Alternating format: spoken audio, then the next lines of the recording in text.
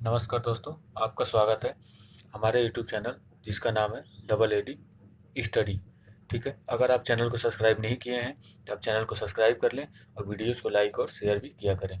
दोस्तों, आपके लिए हम लोग डेली पॉलिटी की क्लास, हिंदी की क्लास और हिस्ट्री की क्लास कराते हैं। ठीक है, इससे पहले हम लोग देखिए, पॉलिटी के अंतर्गत मूल अधिकार यानी मौलिक अधिकार, संविधान की प्रस्तावना, नागरिकता और भाग एक के अंतर्गत संघ एवं राज्य क्षेत्र, और उसके बाद हम लोग राज्य के नीति निर्देशक तत्व, ये सब कंप्लीट कर चुके हैं। लगभग 7 चैप्टर कंप्लीट कर चुके हैं हम लोग। ठीक है, 8वां चैप्टर हम लोग स्टार्ट करने वाले हैं आज, मौलिक कर्तव्य। ठीक है, और मौलिक कर्तव्य काफ़ी इंटरेस्टिंग और बहुत ही मज़ेदार टॉपिक है। ठीक है, और इसे आप समझने की कोशिश करिएगा। ठीक है, क्योंकि हमारे कर्तव्य क्या क्या हो सकते हैं और क्या क्या होने चाहिए, इन सब का विवरण इसमें मिलेगा।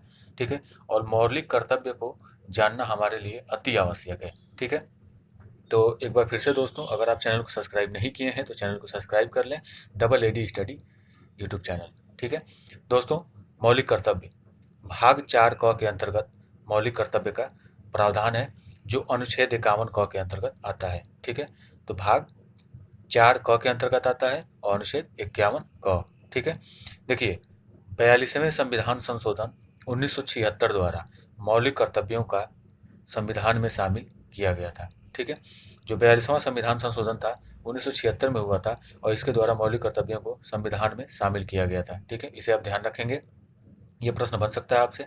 ठीक है, देखिए, स्वर्ण सिंह समिति की सिफारिश के आधार पर, कौन?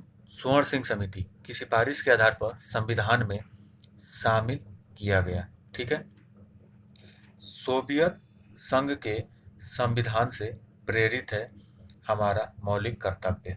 ठीक है, तो ये सोवियत संघ के संविधान से प्रेरित है। ठीक है, इतना फैक्ट आपको ध्यान रखना है। अब नोट में एक और बात ध्यान रखेंगे आप, और क्या ध्यान रखना है कि मूलतः संविधान में 10 मौलिक कर्तव्य थे। ये प्रश्न कई बार बना हुआ है और अभी कई बार बनेगा भी। ठीक है, तो मूलतः संविधान में जो मौलिक कर्तव्य थे वो 10 ही थे, किंतु 86वें जो 86वां संविधान संशोधन 2002 में हुआ था, इसके द्वारा 11वां मौलिक कर्तव्य जोड़ा गया। तो इसे आप ध्यान रखेंगे। ठीक है, तो अगर मूलतः संविधान में मौलिक कर्तव्यों की संख्या पूछे तो 10 थी। ठीक है, मौलिक कर्तव्य भाग 4 क के अंतर्गत आता है, जो अनुच्छेद 51 क है।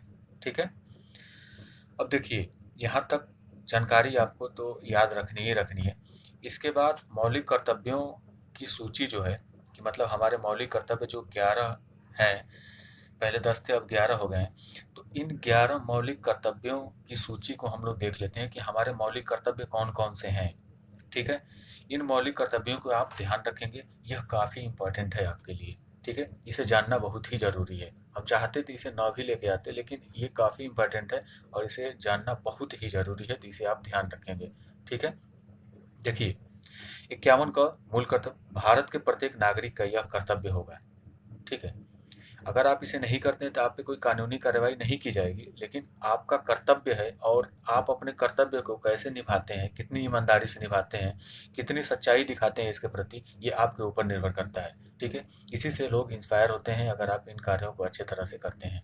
देखिए क्या है, पहला है कि संविधान का पालन करें और उसके आदर्शों, संस्थाओं, राष्ट्रध्वज और राष्ट्रगान का आदर करें। ठीक है, अगर आप वाकई देशभक्त हैं, कहते हैं अपने आप को देशभक्त, तो इसका पालन करना अति अनिवार्य है आपके लिए। ठीक है, फिर दूसरा क्या है, स्वतंत्रता के लिए हमारे राष्ट्रीय आंदोलन को प्रेरित करने वाले उच्च आदर्शों को हृदय में संजोए रखें और उनका पालन करें।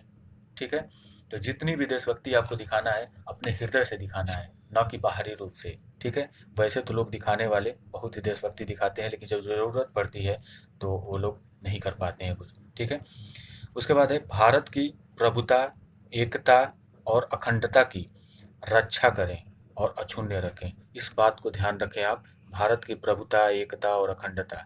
ठीक है, इसे आप क्या करें, इसकी रक्षा करें और अक्षुण्य रखें।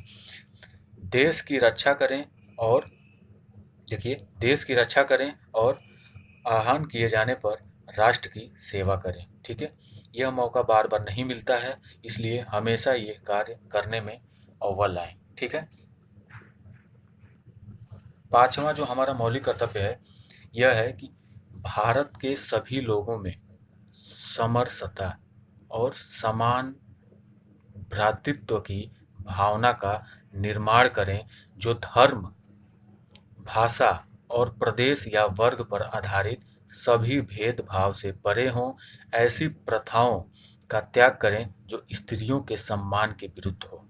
ठीक है, ये बहुत बड़ी बात कही गई है, इसे आप ध्यान रखेंगे। ठीक है, अगर इसे आप ध्यान रखते हैं तो आइंदा से, आज के बाद से कभी भी किसी भी स्त्री के सम्मान के लिए आप अच्छा कार्य कर सकेंगे। ठीक है, ऐसा कार्य न करें जिसकी वजह से हमारे समाज में रह रही स्त्रियों के लिए कुछ बुरा हो। ठीक है, तो आप ऐसा कार्य करें ताकि सराहनीय कार्य हो। ठीक है, स्त्रियों के लिए कुछ अच्छा हो।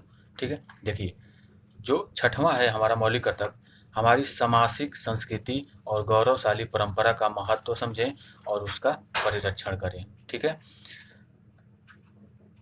सातवां है कि प्राकृतिक पर्यावरण की, जिसके अंतर्गत वन, झील, नदी और वन्य जीव हैं, रक्षा करें और उसका संवर्धन करें तथा प्राणी मात्र के प्रति दया भाव रखें। ठीक है, इसके बाद देख लें हमारा आठवां, वैज्ञानिक दृष्टिकोण, मानववाद और ज्ञानार्जन तथा सुधार की भावना का विकास करें। ठीक है, उसके बाद है कि सार्वजनिक संपत्ति को सुरक्षित रखें और हिंसा से दूर रखें। उसके बाद है व्यक्तिगत और सामूहिक गतिविधियों के सभी क्षेत्रों में उत्कर्ष का सतत प्रयास करें, जिससे राष्ट्र निरंतर बढ़ते हुए प्रयत्न और उपलब्धि की नई ऊंचाइयों को छू सके। ठीक है, तो व्यक्तिगत और सामूहिक गतिविधियों के सभी क्षेत्रों में उत्कर्ष का सतत प्रयास करना, जिससे राष्ट्र निरंतर बढ़ते हुए प्रयत्न और उपलब्धि की नई ऊंचाइयों को छू ले। ठीक है, और 11 नंबर का हमारा जो मूल कर्तव्य है, मौलिक कर्तव्य, इसे आप ध्यान रखें। यह है आपके लिए बहुत ही इम्पोर्टेंट।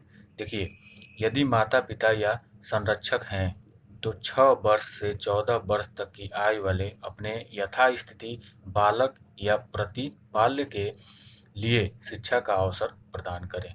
ठीक है, तो हम आशा ही करते हैं कि आपको मौलिक कर्तव्य जो भी 11 पढ़ाए गए हैं इन्हें आप ध्यान रखेंगे और इनसे बनने वाले प्रश्नों को भी ध्यान रखेंगे, जो काफ़ी इम्पोर्टेंट है आपके लिए। जैसे कि हम बताए हैं कि मौलिक कर्तव्य का जो प्रावधान है भाग 4 क के अनुच्छेद 51 क में किया गया है। 42वें संविधान संशोधन 1976 द्वारा मौलिक कर्तव्यों को संविधान में शामिल किया गया था। और एक बात और ध्यान रखेंगे कि ये सोवियत संघ के संविधान से प्रेरित है। ठीक है, सोवियत संघ के संविधान से प्रेरित है और इनको स्वर्ण सिंह समिति की सिफारिश पर, किनकी समिति की? स्वर्ण सिंह समिति की सिफारिश पर के आधार पर संविधान में शामिल किया गया। ठीक है, इन बातों का आप ध्यान रखेंगे। तो बहुत बहुत धन्यवाद दोस्तों, आज का हमारा यह टॉपिक कंप्लीट हुआ। कल हम लोग नेक्स्ट टॉपिक के साथ फिर मिलते हैं। जय हिंद, जय भारत।